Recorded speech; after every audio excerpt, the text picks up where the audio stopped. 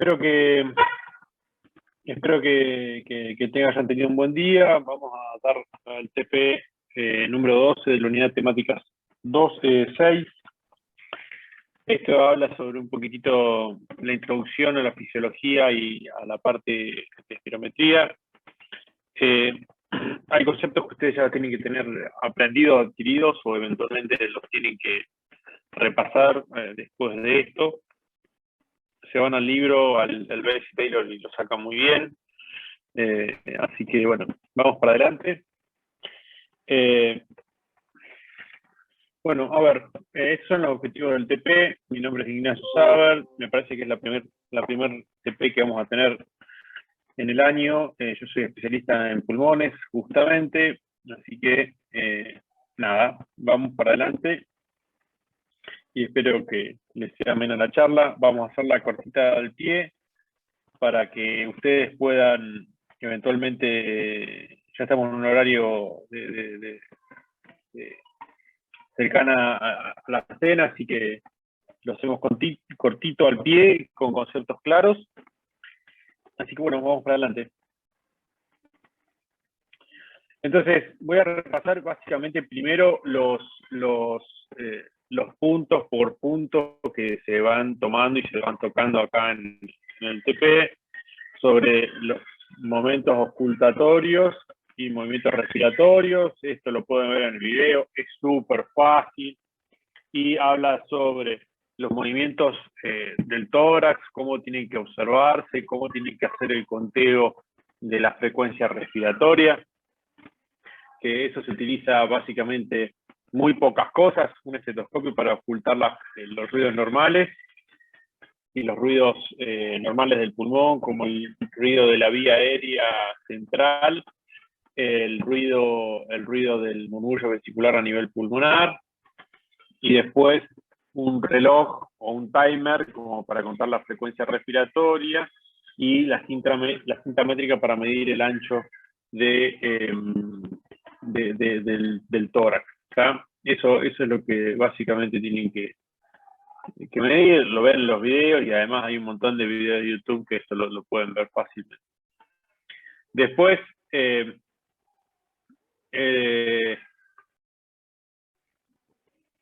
ver. Bueno, es un poco lo que veníamos charlando, el tipo respiratorio, cómo es el tipo de respiración. Esto lo van a ver mucho más adelante, adentrada la carrera, que es en semiología, pero ya pueden haciendo una introducción, cómo es la frecuencia respiratoria, cómo se calcula, los movimientos respiratorios, cómo se producen esos movimientos respiratorios. Y esto sí entra un poco fisiología, porque habla de cómo se produce el ingreso de aire y cuáles son los músculos participantes dentro de la fisiología humana. Y ahí dice que como se observa que el pecho se eleva, se eleva y desciende, es la forma del ciclo respiratorio. El músculo del músculo respiratorio, que es por excelencia el diafragma, y algunos músculos de uso accesorio son cuando hay un esfuerzo respiratorio, cuando necesitas utilizar músculos que habitualmente no utilizas, que van desde los escalenos, el intercostal, el esternocleidomastoideo, los pectorales, los trapecios también. Entonces, muchos de los músculos que se utilizan del músculo accesorio respiratorio son todos los que tienen inserciones, que ustedes ya lo vieron en anatomía, tienen inserciones a nivel del tórax. Bueno, y después entramos en una parte no compleja, sino que es cómo son el ciclo respiratorio y cómo se puede dividir. Se divide en inspiración y expiración, como ustedes todos ya saben, y cuánto tiempo demanda la inspiración y la expiración. ¿Tá? La relación es 1-2, sobre todo porque la inspiración tiende a ser más corta, porque es un mecanismo activo, ¿tá? Y el músculo diafragmático y el diafragma generan una presión suficiente como para meter el aire hacia adentro, y ese delta de presión que existe entre el alvéolo y el aire ambiente genera rápidamente un delta de presión, y ese delta de presión lo que genera es el ingreso de aire. No así sucede cuando el músculo respiratorio por excelencia, vuelvo a decir, el diafragma, se produce la relajación y esto hace que aumente la presión de forma un poquitito más lenta y se produzca la expiración. Bueno, entre ustedes, si están de a dos o si están entre ustedes, pueden agarrar un hermano, o un papá, una mamá, y pueden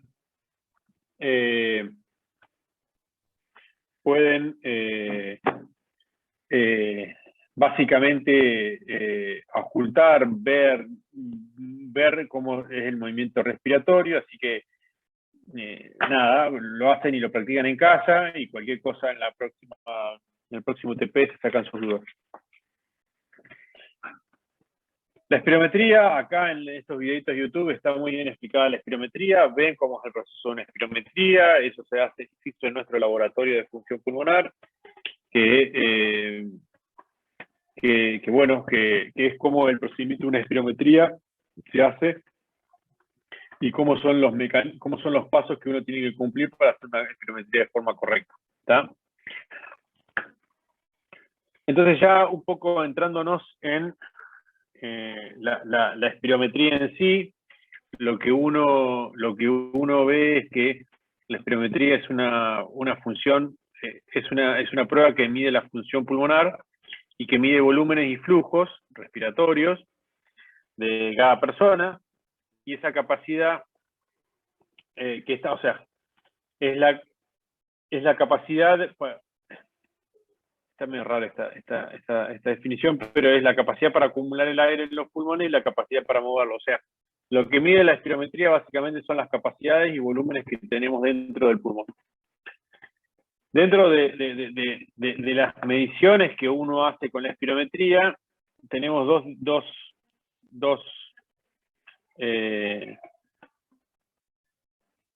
dos mediciones.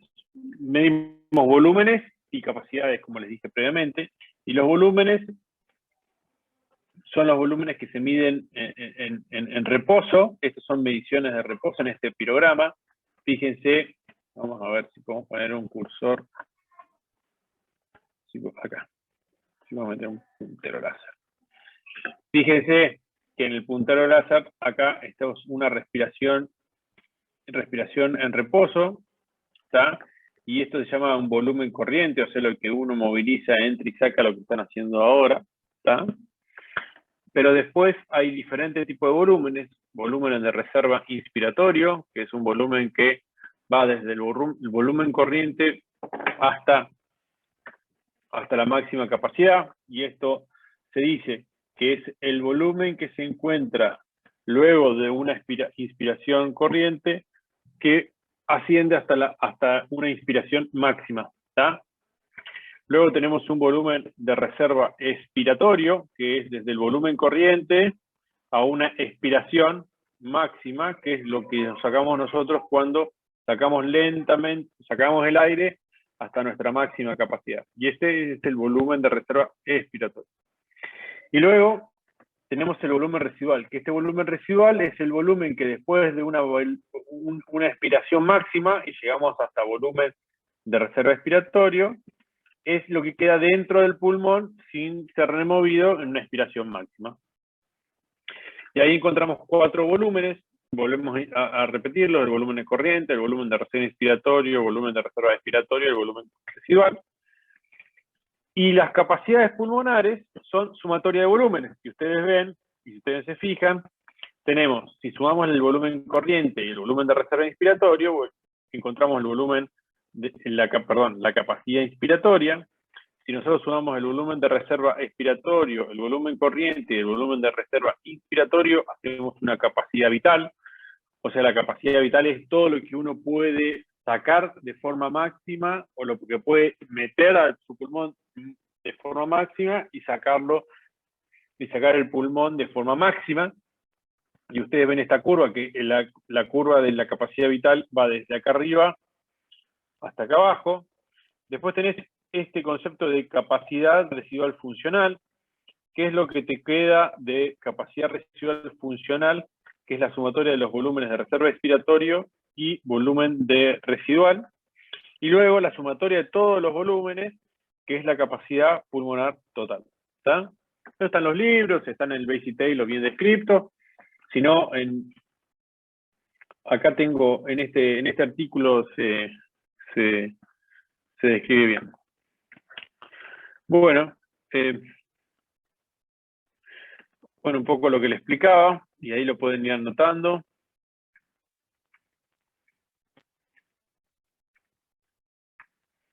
Entonces ahí tenemos, lo repasamos otra vez para los que están medio dormidos: volumen de reserva inspiratoria, volumen corriente, volumen de reserva expiratoria y volumen residual. Y las capacidades. La capacidad es el volumen, capacidad vital, capacidad inspiratoria, capacidad expiratoria y capacidad pulmonar total.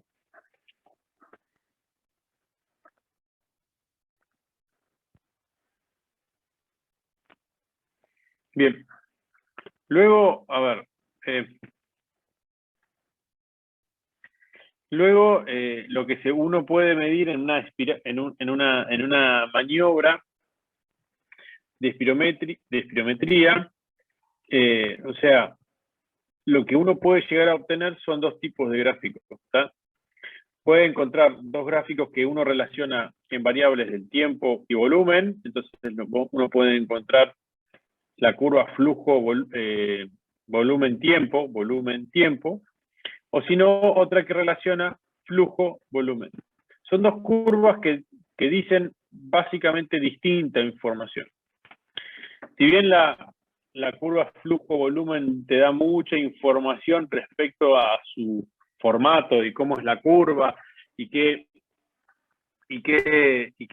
formato tiene, que este triángulo es como el triángulo característico, te puede dar información de si el pico flujo, o sea, el pico flujo es la máxima flujo alcanzado, ¿tá? El FEM, que es el flujo expiratorio máximo. Y la otra cosa que te da la información es la capacidad vital forzada, hasta dónde llega, ¿tá?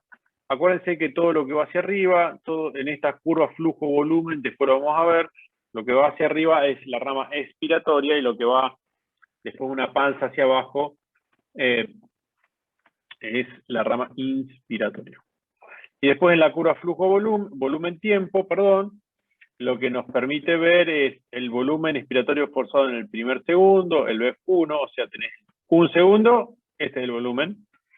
Y luego acá adelante es la capacidad vital forzada, que es lo máximo que vos llegaste a expirar, ¿tá? Acuérdense que la maniobra de espirometría es llenar los pulmones de aire y soplarlo de forma abrupta, rápida y sacar todo lo que uno tiene.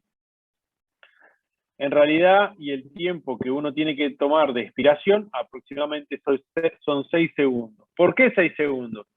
Porque en realidad se ha visto y se ha estudiado y se sabe que luego del cuarto segundo, el movimiento de volumen que uno tiene en el pulmón tiende a no movilizar mucho más de lo que sacó en los primeros 4 segundos. ¿Y por qué hace 6 en vez de 4? En realidad se hace 6 justamente porque hay algunas personas, y hay un porcentaje no menor, pero un porcentaje considerable de personas que siguen sacando ese volumen en los próximos 2 segundos. Y entonces justamente se deja esos 2 segundos extra como para decir o ver si esa persona puede seguir sacando volumen de su pulmón, ¿está? Ahí tenemos los nombres de las curvas, pero en realidad cuando uno tiene que... Sí, las preguntas van todas al final. Anótenselas y van al final. Uno cuando tiene que ver la espirometría, uno no puede ver que en esta pareja los dos van a tener el mismo tipo de volumen. O sea, entendemos que el señor, por las características que el señor tiene, es muy poco probable que tenga la misma capacidad vital y la misma capacidad de capacidad funcional pulmonar dentro de esa caja torácica comparado a su mujer o a su novia, que es más peticita y tiene otra contextura física. Entonces, las variables que se calculan para saber cuál es tu capacidad o tu 100% va a depender de tu altura, de tu peso, de tu género, de tu raza o etnia, ¿tá? Y de la edad. ¿Estamos? Y si ustedes ven la edad, acá la capacidad o el volumen expiratorio forzado en el primer segundo, a medida que pasa el tiempo, esa capacidad funcional del pulmón va disminuyendo a medida que pasa el tiempo. Fíjense, 25 años y a partir de los 25 para adelante, uno va perdiendo capacidad pulmonar. Si uno fuma, la capacidad pulmonar es peor, pero si uno deja de fumar a los 45, la capacidad pulmonar es peor, pero disminuye de más forma lentamente parecido a lo que en un no fumador.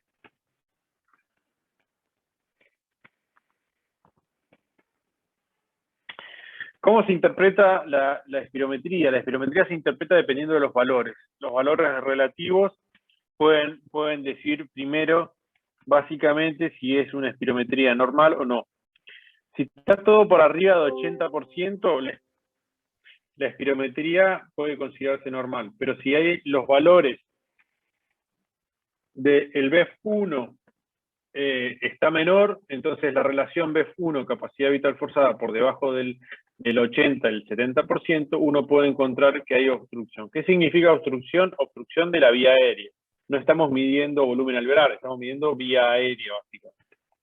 Y depende de eso se clasifica la gravedad, y después si uno encuentra una relación capacidad vital forzada de BEF1 sobre capacidad vital forzada, y si esta relación es por arriba del 80, uno tiene que fijarse si la capacidad vital forzada está baja, por debajo de 80.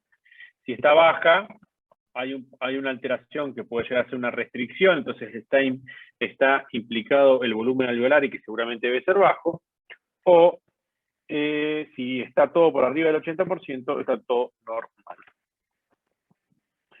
Una espirometría normal, básicamente lo que vamos a medir es la capacidad vital del paciente, y como lo hacemos de forma forzada, se llama capacidad vital forzada. ¿Por qué forzada? Porque uno esfuerza, si uno lo hace de forma forzada, justamente como dice la palabra, la capacidad de variabilidad o la variabilidad entre un estudio y el otro es menor. Entonces, si vos le decís a una persona, hacelo de forma, respirá hondo y después sacarlo de forma rápida y con toda la fuerza, la persona tiene menos probabilidad o sea, tiene más probabilidad de hacer un estudio muy similar que si uno lo hace soplarlo como a vos se te canta. Entonces, esa variabilidad que disminuye cuando uno lo hace de forma forzada, la espirometría, llegamos a la capacidad vital forzada. La capacidad vital forzada se llega al sexto segundo, ¿está?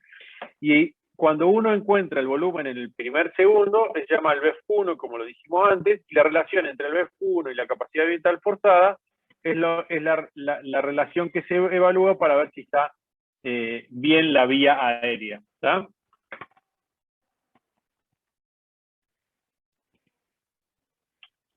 Habitualmente, en una persona normal, si tenemos una relación BEF1 sobre capacidad vital forzada normal, está todo por arriba del 80%. Acuérdense que en una espirometría, el volumen residual, como es lo que queda dentro del pulmón luego de una expiración máxima, y en este caso forzada, no se va a poder medir. Bueno, la relación baja de 70%, estamos en obstrucción. Una relación normal por arriba del 80%, estamos dentro de lo normal. Si la capacidad vital forzada es normal por arriba del 80%, estamos en una espirometría normal.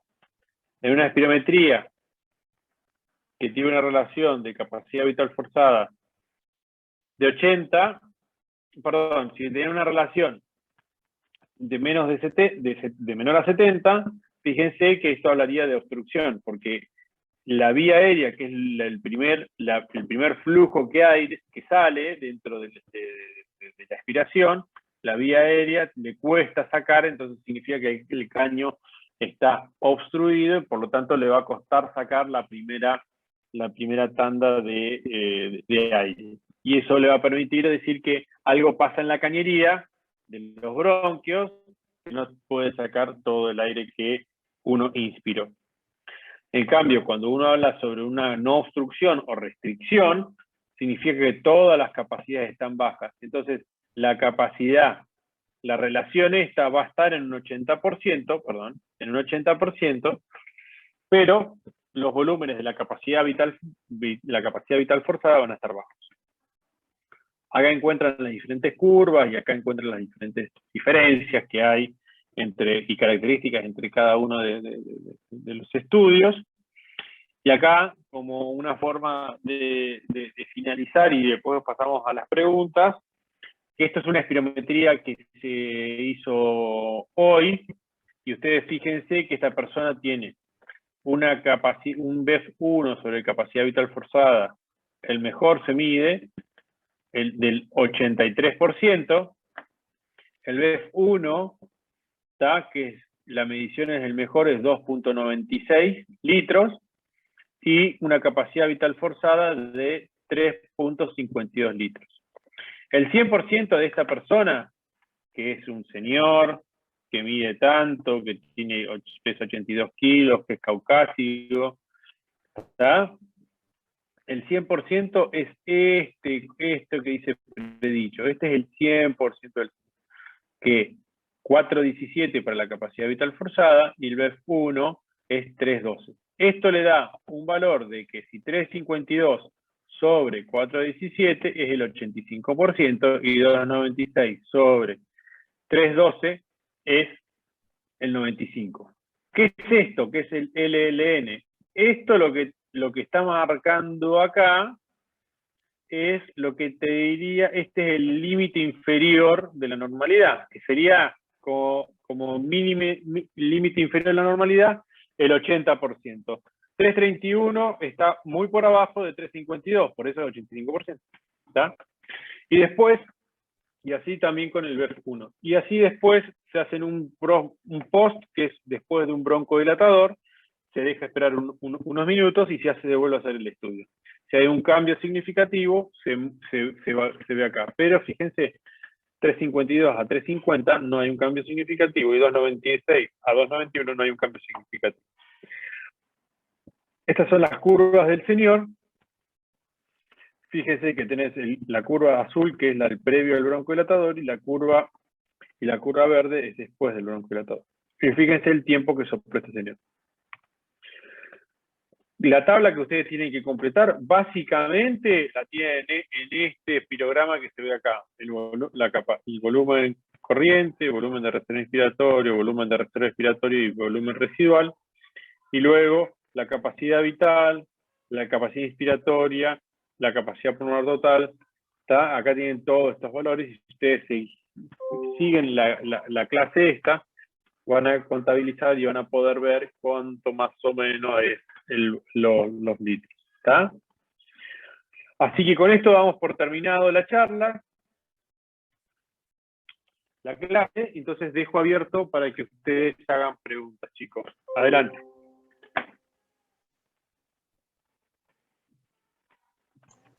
Profe, hago una pregunta, ¿por qué se tiene en cuenta solamente la expiración para evaluar eso?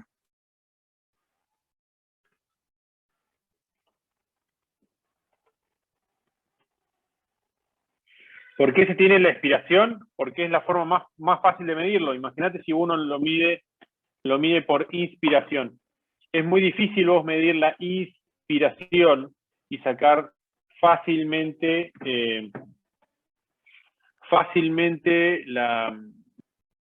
una medición. Es más fácil soplarlo, sacarlo para afuera que meterlo para adentro. ¿Tá? Y la inspiración lo único que te va a decir es el volumen que vos inspirás. Y dependiendo desde qué punto vos te parás,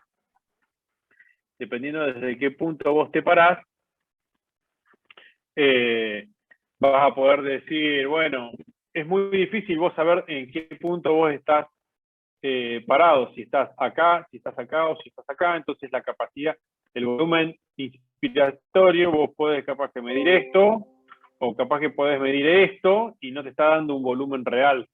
Entonces, cuando vos llegás a la máxima inspiración, soplarlo es mucho más fácil porque vos sabés que si vos le decís, sacar todo el aire que vos tengas dentro de los pulmones, es muy posible que vos llegues hasta acá. Claro. Entonces, al poder sacarlo, digo, si llegaste al máximo que vos puedas y sacás el máximo de volumen. Entonces ahí vos vas a poder determinar básicamente toda esta cantidad de volumen que vos tenés en el pulmón. Y por otro lado, la otra cosa que te permite dar esa información es cómo está más o menos la vía aérea, ¿está? Los bronquios. Que sabiendo que más o menos el 80% de lo que sacás de forma inicial corresponde a los bronquios, uno puede saber más o menos en qué estado están los bronquios. ¿Mm? Gracias. Yo tenía otra pregunta.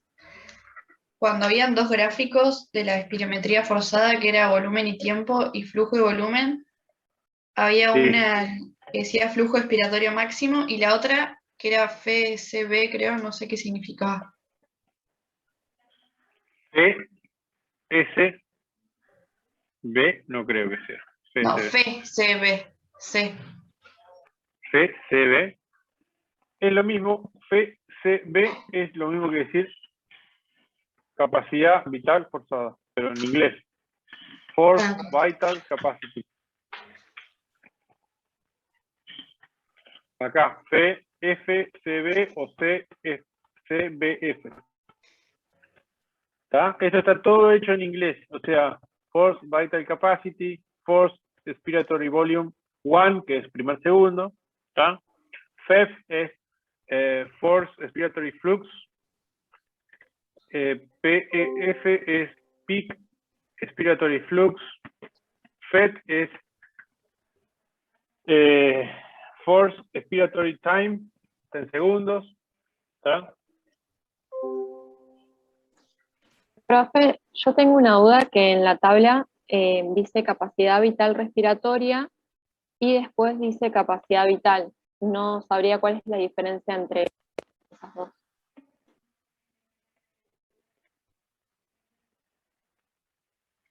Yo creo que acá se confundieron y quisieron poner forzada. Capacidad vital respiratoria es lo mismo que capacidad vital forzada. Perdón, que lo de capacidad vital. Ah, bien. No, se confundieron, porque acá tiene que estar la capacidad pulmonar total, capacidad inspiratoria, es inspiratoria, y acá es capacidad vital. ¿Me entendés? Porque falta una de las capacidades. Pues tenés capacidad residual funcional, capacidad inspiratoria y capacidad pulmonar total y capacidad vital. La inspiratoria no está en ningún momento. Ah, bien, buenísimo, gracias. ¿Está? Profe, disculpe, le hago una consulta. ¿A qué se refiere Sí. cuando dice restrictivo? No te escuché, che. ¿Ahí me escucha? Sí. Quería saber a qué se refiere cuando dice restrictivo.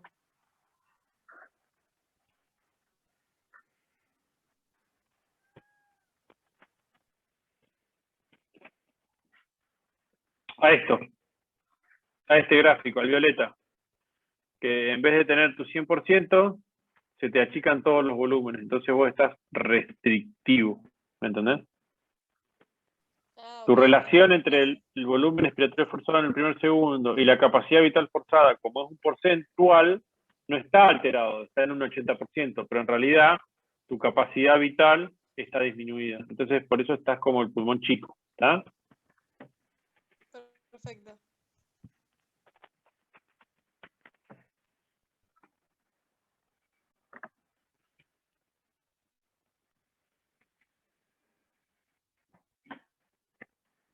¿Alguna otra duda, chicos? No sé si en el chat Yo, quieren profe, escribirlo. profe, tengo una duda. Cuando se Sí. refería a la capacidad vital, ¿está como enfocado a los alveolos, a esa zona del aparato respiratorio? No. No dije eso. Lo que dije fue que vos no podés determinar si estás esto no determina el volumen alveolar. Acá te incluye todo. Vos la capacidad vital no podés determinar si es volumen alveolar, si es volumen de vía aérea, qué es. La capacidad vital puede acercarse al volumen alveolar, pero no te olvides que el volumen residual, mucho de ese volumen residual, que es el volumen que es cuando se cierra la vía aérea para no dejar pasar y no se colapse el pulmón, mucho de ese volumen residual está asociado al volumen residual, ¿está? Entonces, el volumen residual está dentro del volumen alveolar del coso, pero es para mantener la vía, mantener tanto la vía aérea abierta como también mantener el alvéolo abierto. La capacidad pulmonar incluye el volumen alveolar, pero no es tan sencillo de sacarle cuenta así tan facilito. Gracias, profe. ¿Alguna otra duda, chicos? ¿Damos por cerrado o tienen alguna otra pregunta? No, ninguna. Yo ninguno. Ahí hubo no ninguna, pero atrás había alguien que me dio la sensación que quería preguntar.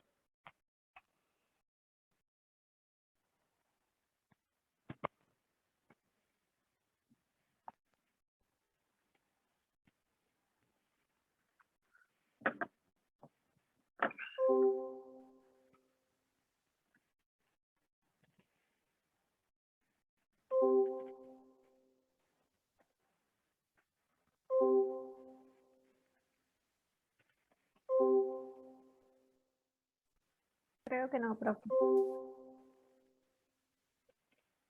Creo que no. Vamos, se están haciendo todos. Damos por cerrado.